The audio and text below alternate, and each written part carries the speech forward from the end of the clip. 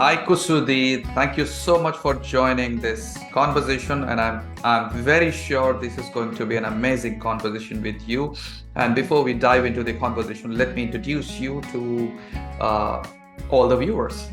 Kusudi, the founder and CEO of CORA, Creators of Reality Academy, and Kusudi, over the past over 5 or 6 years probably, you have been spending your time and resources learning directly from the greatest thought leaders, billionaires, and personal development experts on this planet. And this has been allowing you to learn the highest methods to facilitate human transformation, not only for yourself, but for others around the world. And whether it's business, personal fulfillment, relationships, self-identity, or any aspect of life you have in your life, you believe that they are directly correlated to the person you have been being up until this part. And when you change who you are, you will change the things you do, and in turn change the results you have. And this is what you have been exploring in your own life, and this is what you have been helping others explore and actualize their potential. Thank you so much for joining, Kusudi. And well, this conversation is, I know it's been a magnificent journey to India, to the ultimate experience. And I think, Kusudi, how many days in advance you were in India? Like 10 days? Or more than 10 days? Yeah, I think I was there about 2 weeks in advance. I think it was like 10 to 14 days. Yes, and I really appreciate you for your massive commitment to support us at the ultimate experience, and even for your talk at the event, and for everything that you did to ensure that the event is successful. But in your own words, I would love to listen about your journey, about how did you connect with Steve Hardison in the first place, man? And how did you learn about the being movement? And we would like you to take us into on this time travel and let us know how did it start and tell the Mumbai experience. Yeah, I think it's been a journey of really, if I had to label the journey that it's been, I would say the word is expansion. Mm. I would say the word is expansion. And what I mean by that is expanding my servitude, expanding my being, expanding my love, expanding my level of commitment to myself and others. And I came past Steve Hardison because Steve Bacon, I had a conversation with Steve Bacon, and he actually told me about the Ultimate Coach book, and then he told me about Steve Hardison's video on commitment. And this was around the beginning of last year, about March of last year. So I read the book, I watched the video, it's extraordinary, but it wasn't until last November that I was at Steve Bacon house again, and he was just like, what is it that you want to do? And I was like, I want to have a legacy that inspires over billions of people to discover and live in their purpose. And I had like a whole idea and a whole movement for it. And he was like, if you want to have that kind of impact, then you need to meet the wizard. And he was talking about Steve Hardison. So long story short, I got connected he put me in contact with them, booked the Be With session with Steve Hardison. And I was in front of his office, and about 3 days later, having my first Be With session with him. And that's kind of when I met the magician, I met the mystic, right? And I got to experience Steve Hardison for the first time. Mm. And I really think what took me to Steve was earlier that year, my intention was on creation. I said, I want to see where are the depths of creation. Like, I truly believe we are creators of our reality. And everything outwardly is an expression of who you're being inwardly. It's a manifestation. So I said, I want to take this creation thing as far as it could go. And that's when I started my Creators of Reality Academy. But I think that intention to take creation to its depths, it would introduce Steve Hardison into my life. Because I don't think anybody haven't heard any information, or not even information, but met somebody who beingness is that of expanding to truly just create the reality the way that Steve Hardison effortlessly creates. So that's what led me to Steve Hardison. And then now to kind of fast forward to the Mumbai event, I remember having a call with Steve when I learned about the event, and I said, Steve, I want to be a speaker on stage. He said, huh, that's strange. He said, why do you want to be a speaker? I said, man, because I think, the crowd, the information about their discovering their purpose. And he said, you don't want to speak for them. He said, you want to speak for yourself. He said, you want to look cool speaking. He said, no, man, you need to learn how to serve. One of my affirmations is that I'm the greatest facilitator of human transformation. And he said, if you want to be great, and the Bible said the greatest of us all is a servant. So you need to learn how to serve. So that intention of serving is what actually took me to Mumbai the 2 weeks in advance, just to serve the mission. And when you talk about learning about serving, I learned about it in a truly loving situation with meeting the little girl, Deepika, the girl that was homeless on the street, and her 23-year-old sister. And just meeting with them and pouring into them. You're just on the side of the beach reading the Ultimate Coach Being, and a 14-year-old girl comes up to you and tries to sell you tissue and then start asking you about the book and everything. And now I'm having her and her sister read the book. And that was a profound experience in itself, just being able to, these two young women that are on the side of the street, and we offered to take them to lunch one day, and we call it Uber to take us to a restaurant. And her sister's 23 years old. And this is not like a rural part of India. Like, picture if this was like Santa Monica Beach for those that live in Los Angeles, or South Beach for those that live in Miami, right? It's like one of the most prominent spaces in Mumbai, yes. Which is Bandra West. And, so there's Benzes around. It's not like there's no cars. You can see a BMW around, right? And she hops in her front seat, and the driver tells her to put her seatbelt on. And she didn't know what a seatbelt was, as this was their first time ever riding in a car. So just living in that perspective, that, they're crossing the bridge, and this is their first time ever seeing the ocean in that capacity, because they're just used to living homeless on the side of the ocean, not actually being able to see it from a distance in a car. Not seeing it, never seeing a waterfall, never being inside of a restaurant. Her going and washing her hands in the bathroom, and she turns a blow dryer on, and she's just like a kid, just having so much fun playing with the blow dryer, right? I rented a villa for them, so this was the first time ever being inside of a pool. There's the first time ever being inside of a house and having air conditioning. First time ever taking a shower. 23 years old, you can't fathom that. But it was that experience that shifted me the most in my operation miracle. Steve Hardison, and now instead of me speaking in quote unquote kind of teaching, speaking about my expansion of true love for humanity as a whole.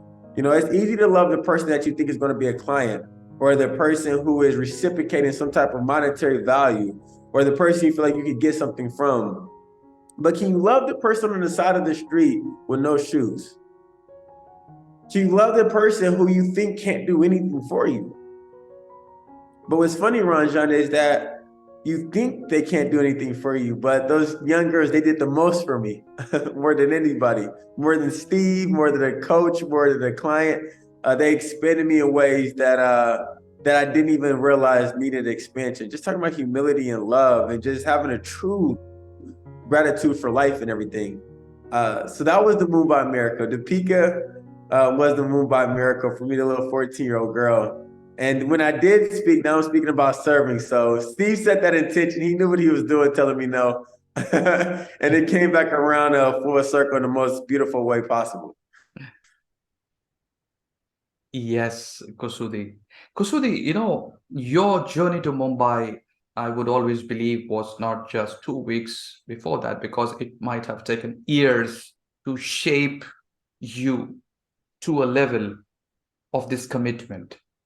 Yeah. I would like you to take us through that journey which shaped you before you reached Steve Hardison.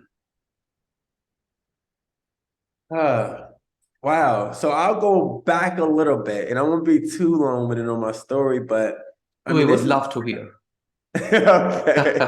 This is a journey from birth. This is a journey of self-realization. This is a journey of self-actualization.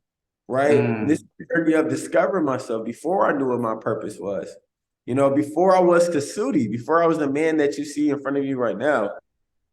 You know, early in my life, I think everybody starts a journey of trying to find themselves, right? Trying to discover themselves. But my path led to me, getting into entrepreneurship, selling candy at school when I was a young kid, cutting grass around my neighborhood, to eventually looking to find myself even more. And that got me into selling drugs when I was young.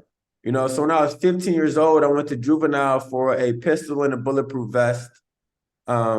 Spent a few months in juvenile, and then kept being in the streets until when I was 18 years old, one of the biggest life-changing events happened. It was October 13th of 2012, and I was at a house party and confrontation broke out.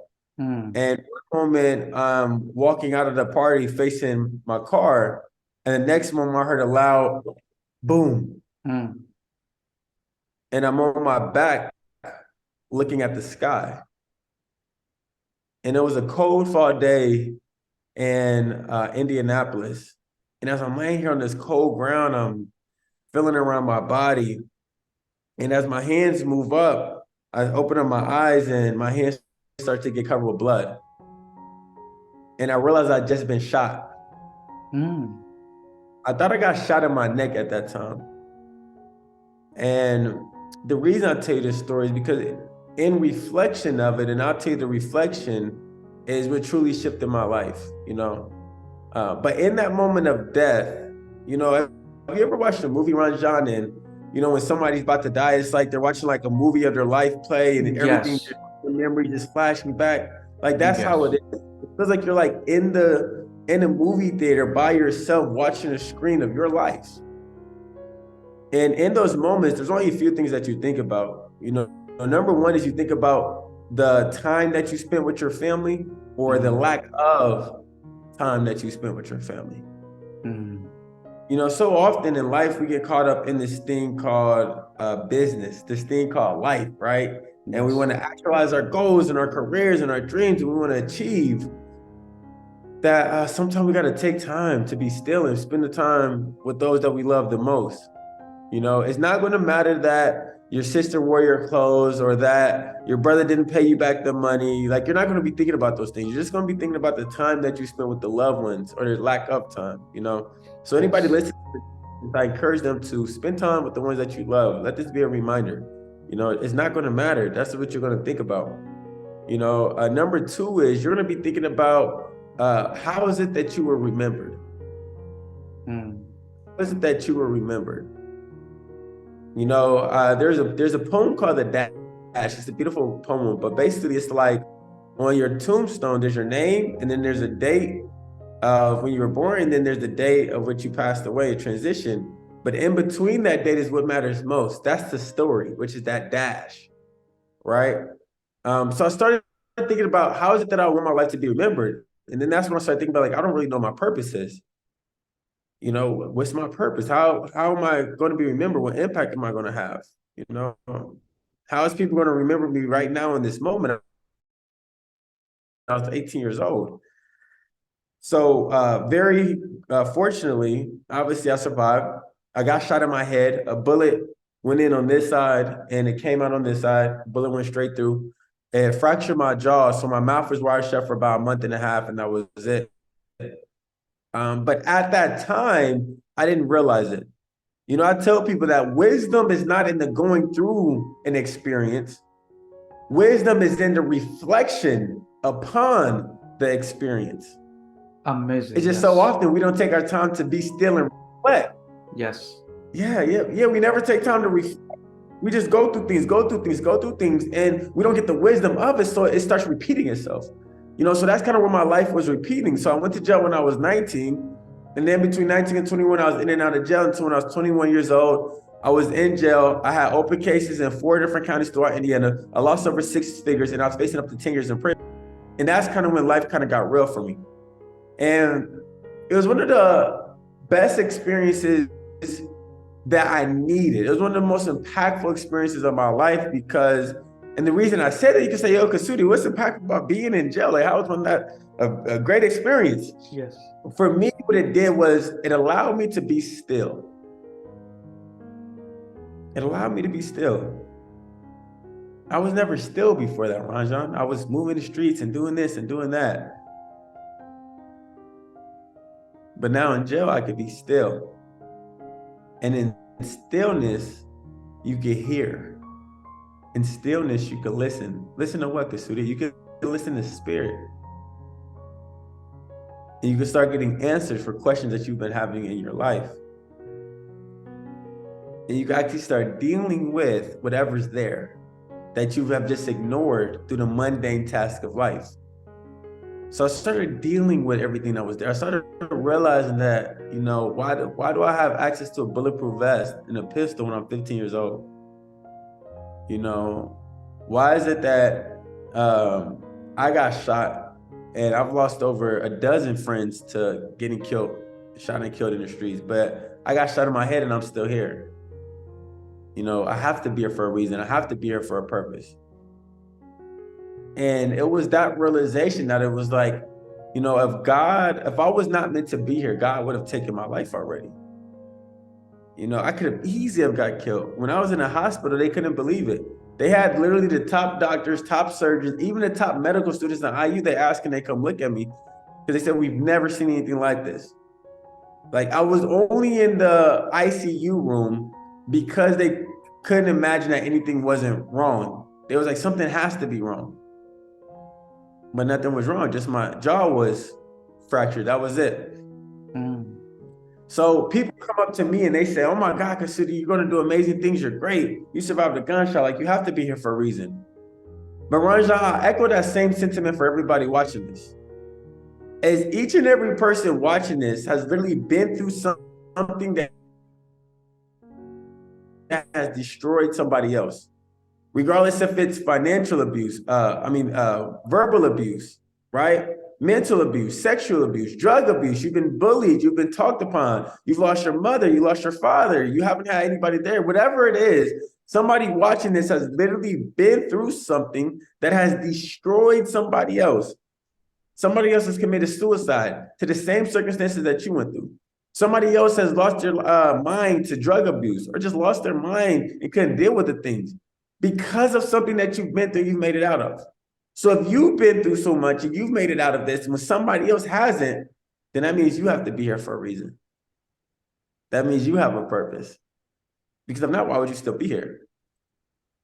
And I believe in the laws of the universe, you know, and they said for every action, there's an equal and opposite reaction. So if I was this close on this side of the spectrum, if I was this close to death, if I was this close to throwing my life away in prison, then if I do the work to actualize myself and expand my way of being, then on the opposite end, there has to be something great. There has to be. If I came this close to losing my life and throwing my life away, then on this side, I got to get as close to living the best life there is possible on this earth. And that's what I truly believe. And it was that realization that started the Mumbai miracle. It was that realization that it started expanding my way of being, that it started expanding, seeking expansion.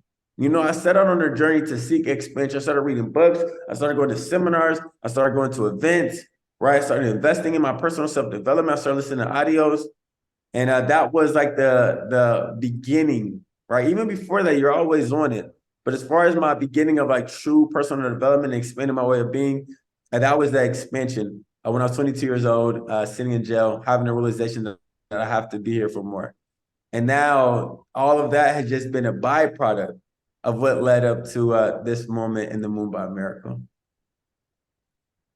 I truly agree with you, Kusudi. You know, you are by far the most powerful example of what's possible when when one owns one's own story and when one makes peace with the past by learning the lessons and putting the past in perspective and seeing what possibility can be created from the wisdom that you find through silence and solitude. And you know, we have world's best example, Nelson Mandela, who created the new life for himself and for everybody on this planet through who he was being in the most loving and peaceful way. And and you being able to do that at this young age is a blessing to thousands who are going to experience this transformation through you. And it's going to be much more impactful because of the work that you are doing now and your commitment to expand your being. And I love that. I love that commitment that you made to not just there are thousands who are stuck in the very general personality development and some thought management, mind management stuff. But you launched in yourself onto the eternal journey of expanding your being. And as Steve Hardison says, who you're being is everything. And I think Yes. your commitment to get coached by Steve Hardison itself was your most powerful commitment, and it proves how you're showing up in your life. I would love to listen about your experience with Steve Hardison. Oh my God, man. I'm literally just moved into my place here in Arizona. Literally just moved here to Arizona just to be closer to Steve and work with him for the year. Um, if that doesn't say how my experience has been with them already, then I'm willing to Absolutely. uproot my. Before you continue, I would want to convey his love to you. He has messaged me day before yesterday that please convey my love to Kusudi, and I'll do it right here. Thank you so much. Thank you so much. I appreciate it. Yeah, I uprooted my life and moved 15 minutes down the street from him just so I could be closer and work with him on a more Wow. regular. Steve Hardison I've had mentors in my life, but Steve Hardison, he's been the person that I've unconsciously been looking for my whole life. Somebody that is not, he doesn't mentor from knowledge, though he has Yes. a bit of that. He mentors from literally who he's being. He mentors from his essence. He mentors as an example. You want to know my most powerful coaching session with Steve Hardison? Yes. Was not being in his office. It was observing him at the Mumbai Miracle. Mm. That was see, a lot of times lessons are not taught, they're caught. See, people Yes. want to get taught lessons. Sometimes the best lessons are caught. They're not taught, they're caught, but you have to observe to catch it. Yes. So I made a Facebook post. I said, I think if Jesus had a seminar in 2024, it would have looked like Steve Hardison at the Mumbai Miracle. Why do I say that? Just listen to this as a possibility. Why do I say that? Here's this guy that has coached billionaires, artists, athletes, some of the top influential people in this world, right? People are paying hundreds of thousands of dollars to work with him.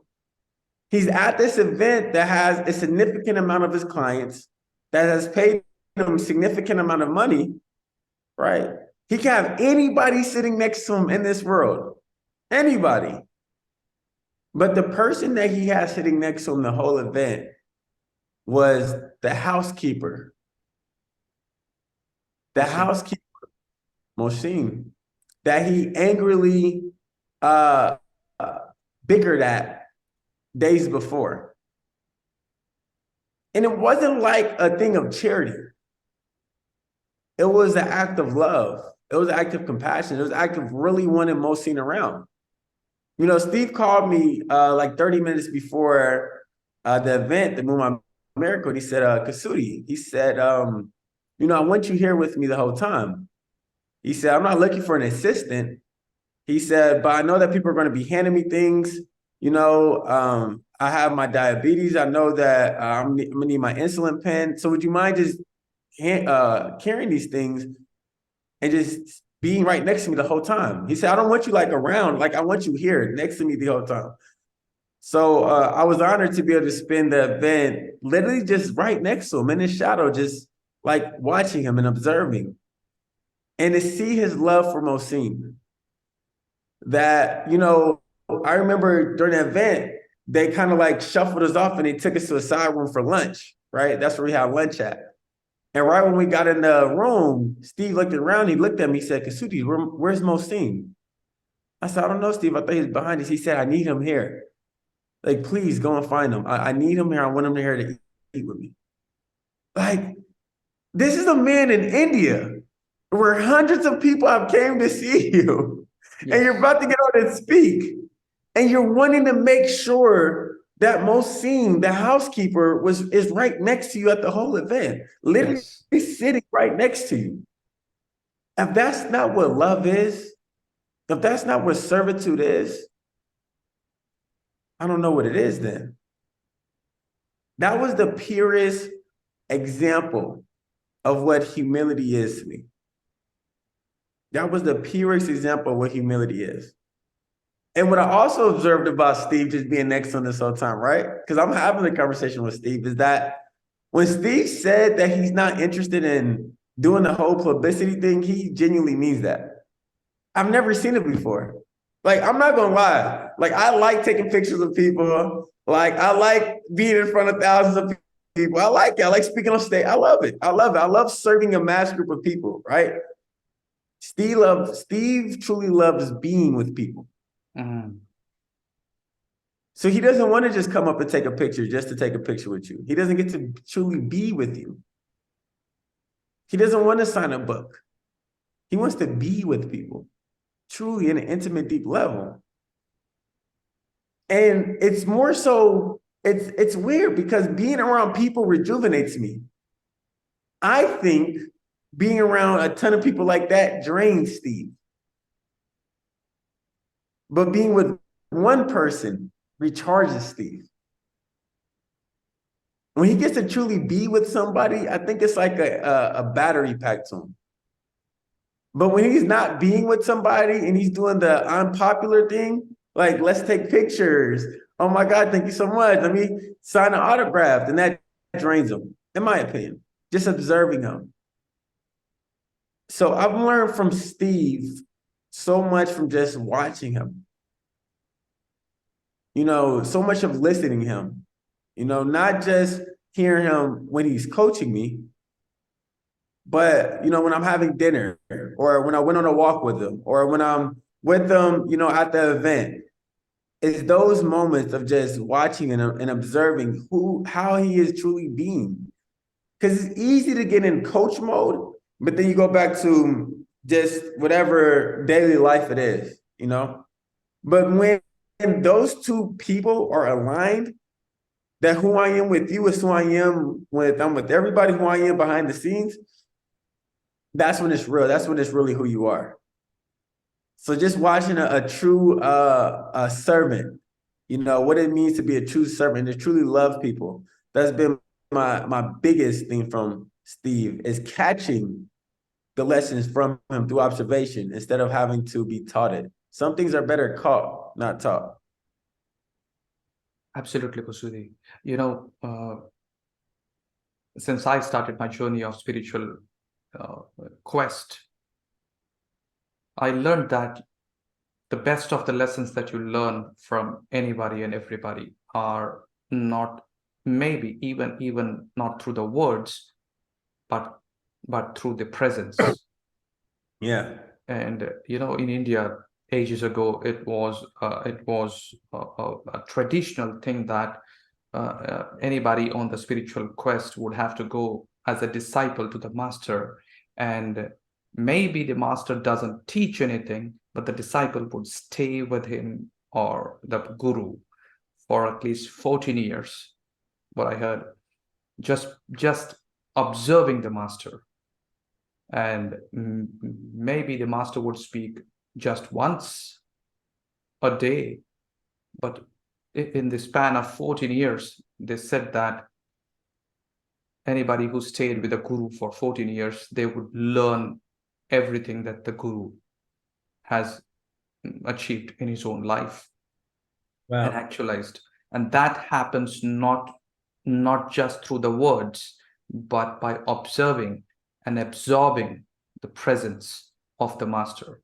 And that's what you know is the best way to learn. And I appreciate your commitment to learn from the presence of Steve Hardison.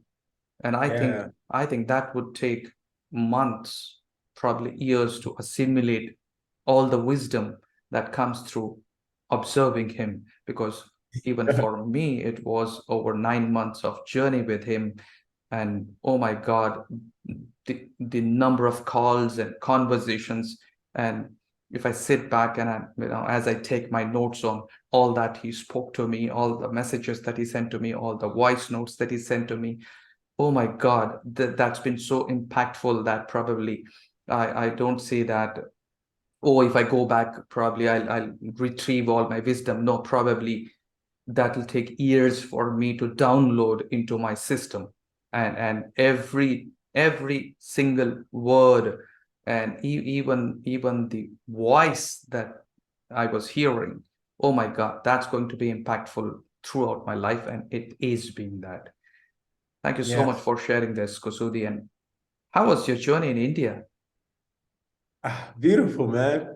India is a beautiful place. I love how spiritual, the culture is. There's so many facets of it, man. It was a lot of people, right? It was craziness. Like if you're on the street, there's like a nonstop honking of the horn, right? And then there's like temples on every corner.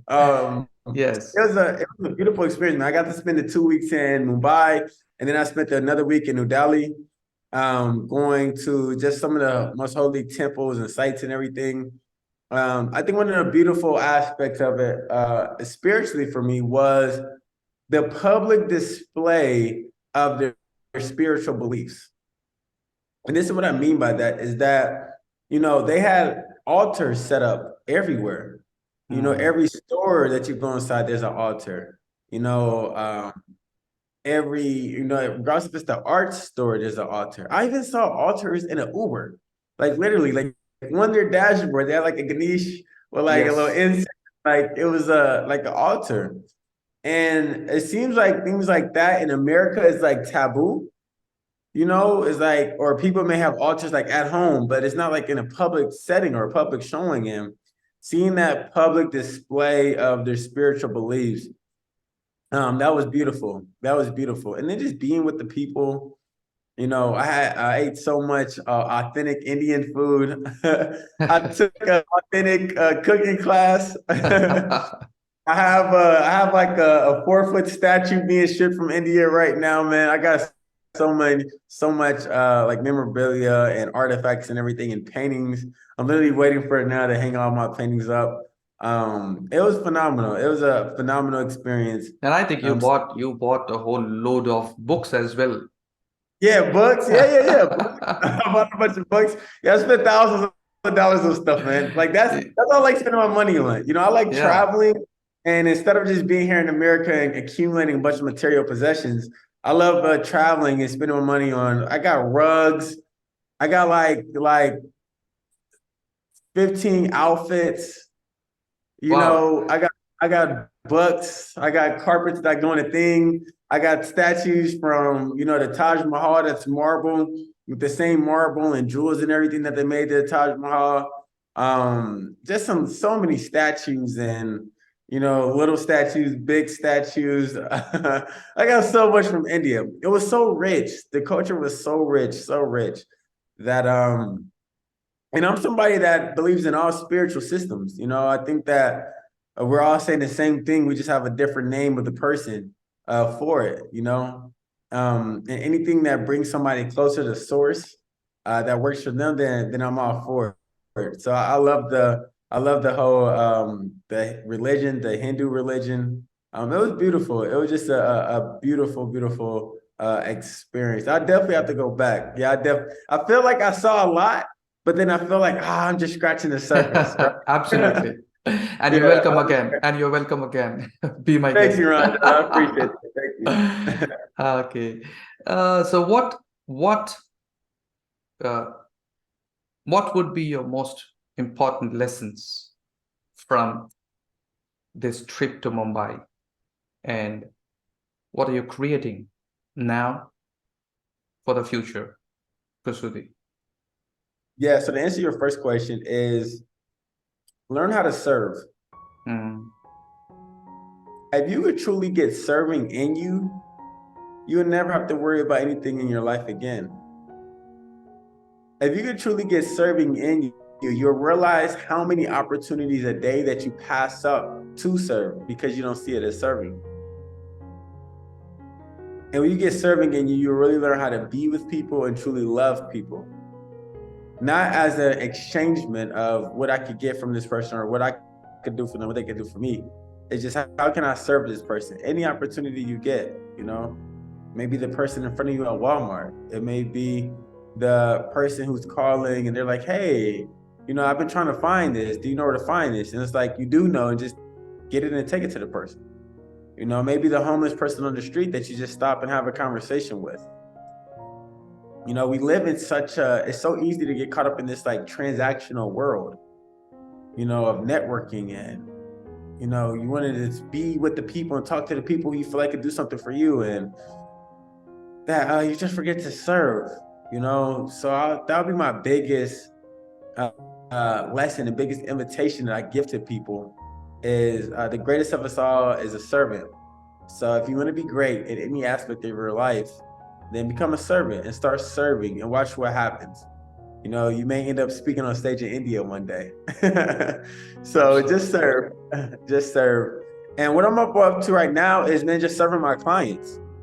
You know, I've been blessed to be able to build a life where I could just travel the world, learn some of the deepest esoteric and opulent knowledge, occult knowledge that there is, learning from people like Steve, traveling, going to different events, different experiences, you know, spending time just in other modalities of facilitation, and being able to learn all this information, disseminate it, and bring it back to my students and show my students how to shift their lives. You know, I say, you know, people look at their outer experience, and if you don't like what's in your outer experience, you have to change the inner being that's creating that experience.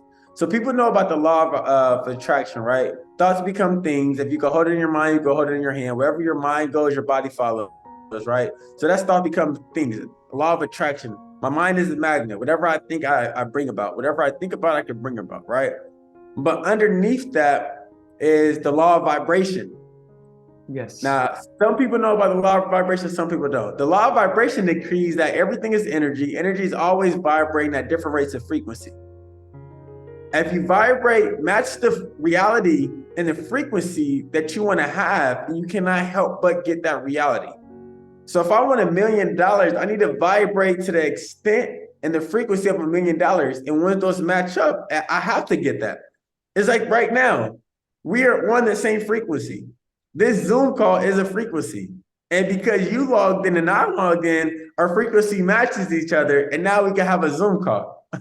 Well, this is how life is. This is how life is. Anything you want is on a frequency. Just match it like you do a Zoom call. Match it like you do a phone call. And you cannot help but experience that reality. That's the whole name of the game. But if you want to vibrate higher, wouldn't you want to know where vibration comes from? Well, vibration comes from being. Whoever you're being, you're vibrating. Whatever you're vibrating, that's what you attract. And whatever you attract, that becomes your human experience. That becomes the reality in which you live in. So the deepest metaphysical laws, the universal laws that there is that of being. And when you learn that, when you shift that and you work on that and you bring your awareness back to that and back to that and back to that now and now and now over and over and over again. And it's so easy to have your awareness focused on out here because you got bills to pay. You got things that you think you have to do. When you bring it back to the awareness of being, you really see that there's nothing to do. The only doing is managing your being. And when you manage that, you manage your thoughts and everything else just flows. Look at Steve Hardison again, and not being taught, but being called. This man has a book written about him that he didn't write. He didn't write the book. Yes. He didn't hire anybody to write the book. I don't even think Steve put a dime into the book. But it's been published in multiple languages all around the world. Yes. He didn't do that. He's had an event in London. He didn't in another country. He didn't call somebody and say, I want to have an event in London. Let's meet him. He didn't do that. Did he do that? He didn't do that. He had an event in Arizona. When I say he, it's people having this, bringing them together. He didn't do that. He didn't call anybody and say, hey, Judy, I want to have an event. Somebody called him, oh my God, Steve, I want to throw this event. He had an event in India.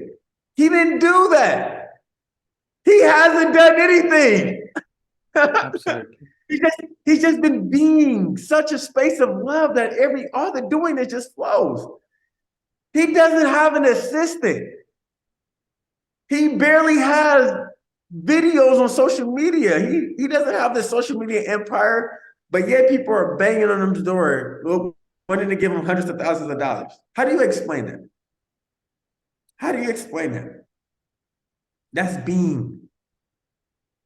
That's being at the deepest level. That when your awareness is on being, the doing this happens effortlessly. It will just flow out of you.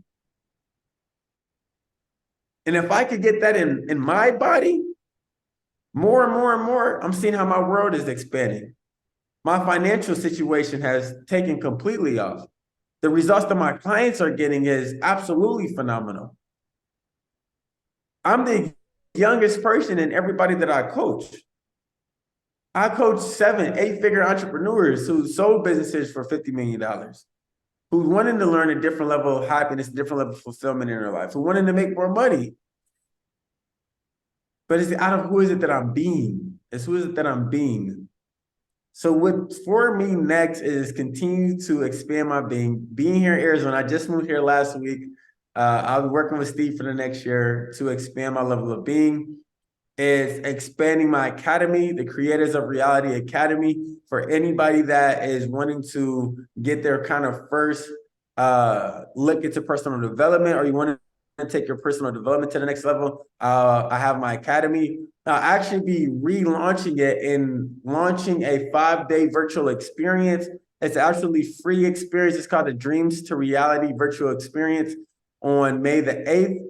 I don't know if this video comes up before this, then they'll be able to see that. You'll see the link on my profile where you can register for the experience. It's absolutely free, and you can learn more about myself and learn more from my teachers for 5 days. And if you want to dive deeper with myself with coaching or curriculum or anything, they'll have the opportunity to do that.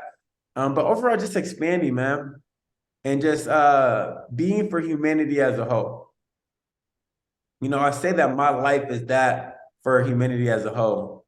And if I can help people expand who they are, if I can help people discover their purpose and truly teach them the tools and skills to live in it and create the reality in which they desire, that's what I was created for, and that's what I love doing. So just continue doing what I've been doing, man, learning, expanding, and teaching and facilitating and serving as I go along. That was amazing. This reminds me, Kusudi, of this something that Mahatma Gandhi said when somebody asked, what's your message? He says, my life is my message. And what that means for me is actually a message for everybody, that everybody can say that my life is my message. And everybody can do that. It's not just Gandhi. And Steve has proved that who you're being is everything. And see the miracles everywhere, because he says, I'm the miracle. I'm being the miracle. Yeah. And that's the guarantee that miracles will show up. That's the only way that miracles will show up. And I think we are so fortunate to have experienced the presence of this miraculous, this magical angel, Steve Hardison. And thank you so much, Kusudi. What an amazing journey you've had, and what an amazing journey you're creating, not just for your clients, for thousands who will watch this journey, who are watching and who will continue to watch this journey for years. And hats off to you, man, for your commitment for a long-term coaching with Steve Hardison. Because, I'll tell you, at one point when I hadn't yet invited Steve Hardison to India, I hadn't made that call, and I had just read this book. I'll tell you, a deep desire in my mind was I've had I when I was very young, 18, 19, 20, when I started reading these books, and I would read books by Swami on of Swami Vivekananda and Paramahamsa Yogananda and all spiritual great leaders of India, and I would feel that, man, I couldn't meet any of them. And will I ever, what? Yes, that's it. Yeah. Will I ever get to meet such a person in my life? And you know what? When I read this, I was like, will I ever get to touch this man? Will I ever get to see this man in person? Will I? And would you believe? And when he hugged me, when we hugged each other at the airport, I was like, is it real? Is it real? Yeah. He's here. He's here. Yeah. I've touched him, and Yes. he kissed me, and Yeah. I mean, he's not even leaving me. Like I was in like God's arms. Yeah. My dream came true. Yeah. But what I learned from him was that each one of us, every one of us, is God. Yes. And we just have to be more of that God. And we are all in our journey. I think it just takes our commitment to be more of who we are. And he is the best example that I've seen in my life. And I love you, man. I love you. I love you for your message. I love you for your commitment. I love you for your support that you created for the Being movement and the Ultimate Experience India, and for your massive commitment to come to India, not to deliver a talk, but to deliver a message of what's possible when you come from the commitment of expanding your being. Yes. Yes. Thank you so much for having me. I love Steve so much. It is that experience, like you just said, it's like you look at all these great teachers and you're like, oh my God, if only I got to experience one of these teachers. That's exactly how I feel. Exactly. That's what it's like to me. I've been looking for my whole life. It's like, oh, this person had this person and they had this. If only I got to, and we have them. We have them to experience. So if anybody watching this has ever thought about experiencing Steve, 100% do it. There's going to be multiple returns on whatever financial amount that you think is so big. Just imagine who you have to be to do it and who you're going to become on the opposite end of it. That person's way bigger than any dollar amount. And when you come from that level of commitment, you experience the benefit, you experience the creative, you create the value out of any moment that you get to spend with him. So spend with him. Steve, I love you so much. I know you'll probably watch this sometime. I love you so much. Ranjan, thank you so much for having me. What you created in India was phenomenal, man. To be able to have an idea and see it come into fruition the way that it did, it inspires me so much. As somebody who is going to continue to have my events and everything around, but you showed that it's possible. And it's not possible for the person who has all the resources. It's not possible for the person who has all the influences. It's possible for the person who commits. and you committed yourself. And I'm on this call. We're all on this call. One of the biggest lessons that I've learned from observing Steve from India came out of that. So understand that you changed my life, because through your commitment, the learnings that I needed to get for myself, it fell within the context of the commitment that you set for each and every person in this world to experience the Mumbai miracle. So thank you for your ideas. Thank you for following the spirit and following God of your understanding in order to act on the hunch that you have and bring it to fruition. I hope that that shows you that you can literally do anything you want. You can literally create anything you want in this world. You just brought hundreds of people to India off of an idea, off of a thought. And that's the creative process, right? It starts as a thought, and then you start putting in effort towards it, and then you start speaking the words, and then you start creating it. And then it shows up in this physical existence of what was just a thought. So I appreciate you for being obedient to spirit. And I can't imagine all the challenges and difficulties that you had. But I know that it expanded who you are, and it expanded me. So I'm grateful for you for following that. Thank you so much. And thank you for having me again for this interview. Thank you so much, Kusudi. And I would like to close this with your own words when you said that, wisdom is not in the incident or the event. Wisdom is in the reflection that you make, the learnings that you learn from the experience, from the event, or whatever happens incident. And for me, the wisdom was, as I said on the day of the event also, the wisdom was in the conversation that I had with my mom before she passed away. So I this was the biggest message for me, that when you sit and reflect, you learn your biggest lessons from even the smallest of the things that happen in your life. And I think your life shifts, your understanding of life shifts, your understanding of who you are shifts when you invest a little time in reflection, in silence and solitude. And that today made Kusudi who he is, and that today made Ranjan for what he created, and that today is creating ripples around the world because of who Steve Hardison is being in his own life. Thank you so much, Kusudi.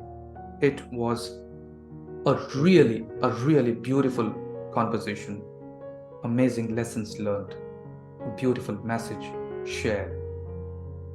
Your life is your message. Love you, Kusudi. Thank you. Bye-bye.